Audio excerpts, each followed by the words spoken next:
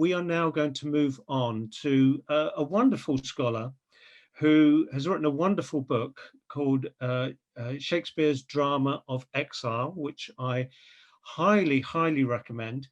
We're now going to hand over to Professor Jane Kingsley-Smith from Roehampton University, and her theme is actually Shakespeare and Exile. Ladies and gentlemen, Professor Jane Kingsley-Smith. Thank you, Bill. Hi, it's lovely to see everybody. So I'm afraid I'm going to present a little PowerPoint. It won't be as beautiful as looking at Bernie and her amazing art collection, but hopefully it will be thought-provoking. So let me just see if I can get that to work. So I got really interested in the idea of exile and banishment in Shakespeare's plays because there's so much of it. I think there's something like 14 out of 38 plays have a character who's banished. And then if you kind of include self-exile or these kind of more grey areas, you know, it will be even higher than that. So, you know, this prompted me to ask, why is Shakespeare so fascinated by this? You know, apparently somebody who, as far as we know, didn't travel abroad, mostly lived between Warwickshire and London. You know, what is it about exile or banishment that strikes a chord with Shakespeare? And one of the things that I kind of was interested in, and I'm going to talk about today particularly, is language and the linguistic kind of crisis that exile seems to throw people into, and how extreme this is. And often Shakespeare will alter his sources to make it more kind of intense and more extreme. So that's kind of what I was interested in. And this phrase from Juliet, "No words can that woe sound," you know, really resonates with me. So I thought just a very brief rundown of who is it that can be banished or exiled in Shakespeare's time, because, you know, most like legal dictionaries will talk about how exile banishment isn't part of English common law. It's kind of faded out. Abjuration used to be a thing, outlawry, that these are you know, less kind of familiar. There's a more distant memory perhaps. But I don't think this is necessarily true if you kind of extend your net into things like royal proclamations and also statutes. So if you just look at this list, I'm not going to give you a load of tedious dates, but, you know, Catholic priests and recusants can be banished from the kingdom or threatened with felony unless they leave. Vagrants, beggars, fencers, bear wards. I only recently found out what a bear ward is. It's a person in charge of bears. Ruler of bears, apparently. Common players in interludes and minstrels. Poachers and unlawful hunters. James I wanted to extirpate them from the kingdom. The Irish at some point, so-called Egyptians, Negroes and blackamoors. We can extend that in times of plague to theatres being pushed out by the Lord Mayor into the liberties, but also plays being suspended. And this suspension is often described as banishment. They're banished from the city. Banishment from the court. You know, there's a number of prominent courtiers and also writers who are expelled from the court, told to keep a certain distance away from the monarch.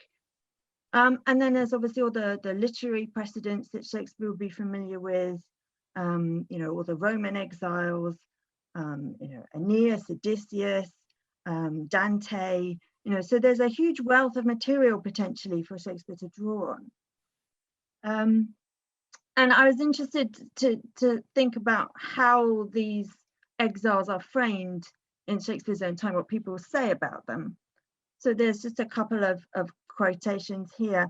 So John Fox, whose Acts and Monuments was described as being written in banishment, is here praising a couple of exiles, Richard Bertie and his wife, who'd chosen to leave during Mary's reign. And he says, "To forsake your country, to despise your commodities at home, to contemn riches and to set naught by honours which the whole world hath in great reveration." Often it's economic, it's about the goods, the wealth that you'll leave behind. But William Cecil Lord Burleigh, talking here to a Catholic exile in a letter, says, "The infamy that wilful exile doth bring, to be accounted if not a traitor, yet a companion of traitors and conspirators, a man subject to the curses and imprecations of zealous good subjects, your native countrymen, yea, subject to lack of living by your own, and therefore compelled to follow strangers for maintenance of livelihood and food. The cause must needs me of great force to induce you thereto. And that obviously reminds us as well of excommunication, which was issued against Elizabeth. That's obviously another form of exile in this sense. So why does Shakespeare write about exile? Obviously, there are various legends around his own personal experience of exile. I've just put a little one up here. Nicholas Rowe in 1709 said, after Shakespeare had been poaching from the estate of Sir Thomas Lucy, he wrote a scurrilous ballad about it. And this required him to leave his home and family in Warwickshire for some time and shelter himself in London. So this idea of a providential exile, that Shakespeare could only become Shakespeare because he left his native home. And that obviously links up with lots of kind of cultural myths that we have around writers in exile, continuing. James Joyce is an obvious example. But I also thought this is interesting, this idea of theatrical expediency. Why would you keep putting banishment on the stage? And I do apologize for the appalling hubris of quoting myself here, but it makes life a bit easier. So I've written, banishment was dramatic almost to excess. The proclamation of exile is a climactic moment on the stage, whether mimed as in the Duchess of Malfi or vocally performed as in Romeo. The words "I banish you" have a direct performative power. They effect the removal of a character beyond civic or national limits, and in that moment redefine the exile, depriving him of origins, language, and a name. From thence, banishment may inspire revenge or even madness. It will almost certainly require the adoption of a new name and a journey into an alien environment. Thus, exile expands the horizons of a play, perhaps requiring a change of location and a social context, whilst also creating absences and separations in the exile's place of origin. So, and Shakespeare's not the only playwright who uses banishment. John Marston does it quite a lot as well. But the thing that I think is particularly interesting is this question of language, of the fact that banishment is produced by speech, by, I exile you, I banish you from thence. And in that very moment, in that utterance, the person is banished. So it's not like, a death sentence. You get, you receive the death sentence and then somebody else has to carry it out. You have the machinery of the scaffold and the execution, etc. Banishment is instantaneous. You are instantly not who you were. You become an outcast immediately.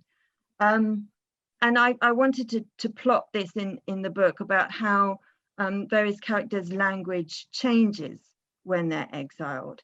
In tragedy, it's often a kind of long, tragic lamentation. And people went to the theatre to hear lamentation. It's a kind of popular, pathetic form of speech. And also in comedy, it becomes kind of studied with these Stoic or Epicurean consolations. But this absolutely basic kind of premise that if you want to survive Shakespearean exile, you have to maintain some kind of language, because language equals creativity, and language loss equates to silence, impotence, and death. So a couple of examples that I wanted to think about, and our amazing actors, I think, are going to read a passage. So if we start with Romeo. "'Tis torture and not mercy. Heaven is here where Juliet lives, and every cat and dog and little mouse, every unworthy thing, live here in heaven and may look on her. But Romeo may not. More validity, more honourable state, more courtship lives in carrion flies than Romeo. They may seize on the white wonder of dear Juliet's hand and steal immortal blessing from her lips, who even in pure and vestal modesty still blush as thinking their own kisses sin. But Romeo may not. He is banished. Flies may do this, but I from this must fly. They are free men, but I am banished. And sayest thou yet that exile is not death? Hast thou no poison mixed no sharp ground knife, no sudden mean of death, though ne'er so mean, but banished to kill me? Banished? Oh, friar, the damned use that word in hell. Howlings attend it. How hast thou the heart, being a divine, a ghostly confessor, a sin absolver, and my friend possessed, to mangle me with that word banished? Thank you, that's wonderful. You know, I think what's fascinating here was a number of things.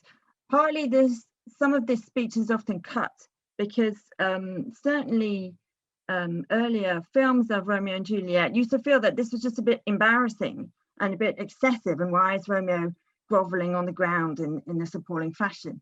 And also the awkwardness of this word banished, which does metrically often need that emphasis on the last syllable. But I think that in itself is important. It's this very awkward dactylic rhyme. It doesn't fit iambic pentameter. And it represents, you know, the way in which the characters just can't do anything with the word. And that's, you know, maybe an early kind of sign of this linguistic crisis. You know, Romeo can pun to his heart's content on fly and flies, and is kind of trying to generate wordplay, but he can't do anything with banished. It's just kind of stuck, and Juliet has the same problem. And they materialize the word and talk about, you know, to mangle me with that word banished. You know, you can't, that it physically destroys them in a way that a sentence of death wouldn't do. And this idea of it's kind of endlessness. No words can that woe sound. That it's inexpressible to count all the losses that exile will generate, but also that the woe itself is the loss of words, the loss of language. So I think that's really interesting. And also in Richard II, I think some of these ideas are explored further. So remember the beginning of Richard II, when both Mowbray and Bolingbroke are banished by Richard II. And I think we're going to have a bit of Richard II as well from our actors. Norfolk, for thee remains a heavier doom, which I with some unwillingness pronounce. The sly, slow hours shall not determinate the dateless limit of thy dear exile.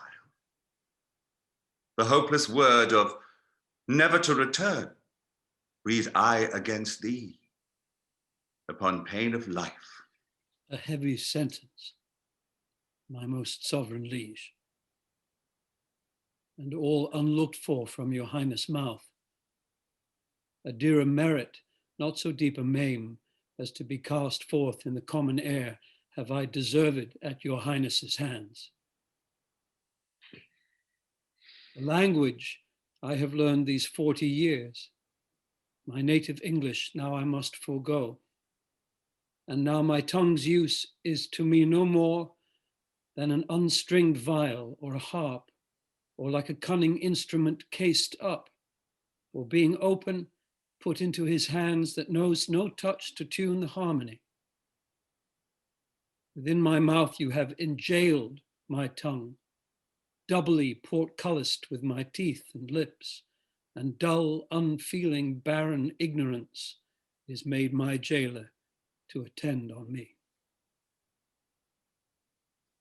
I am too old to fawn upon a nurse, too far in years to be a pupil now. What is thy sentence then but speechless death, which robs my tongue from breathing native breath? Thank you. It's so beautiful. And I think, you know, if you look at the sources, there's no reason why Mowbray should speak like this. You know, the historical character would certainly have been able to read Latin, speak French. He's probably spoke German as well. So there's something very extreme about this character saying, you know, if I can't speak English, I won't have any language at all. And it does make you think about Shakespeare as an actor, you know, his own vocal abilities, but also, you know, his endless kind of linguistic creativity. You know, it's very interesting that the first line is the language I have learned these 40 years. It's like this idea that you're still learning your language after 40 years. You'd think he'd mastered it, but that's a very Shakespearean idea, to be constantly reinvigorating your own tongue.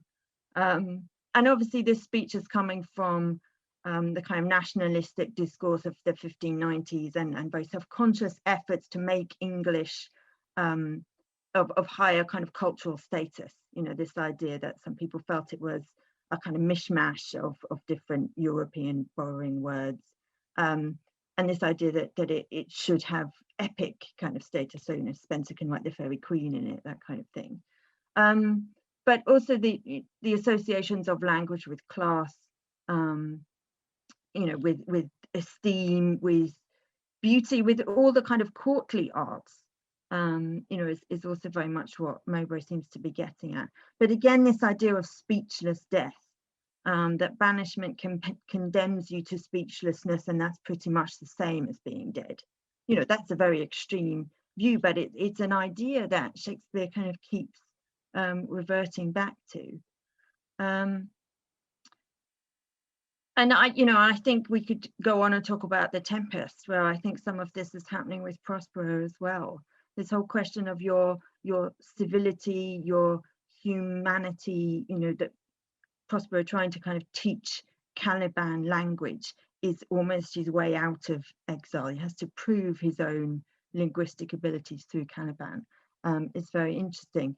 But I thought I'd just end with this kind of question of how exile and language and Shakespeare are still very relevant. So this is a picture, I'm sure lots of you read about it, the production that these children put on in a refugee camp in 2014 from Syria. And I thought some of what they were saying, so it was in Jordan, some of what the director was saying was really fascinating about why you'd want children in a refugee camp to put Shakespeare on. You know, what's the point of that? Why is that resonant to them in any way? And one of the mothers said, the camp is an incomplete life, a temporary life. We hope that our time here will be limited. You know, that sense of kind of stasis, or of being in a kind of purgatory, is something that Shakespeare's plays really think about.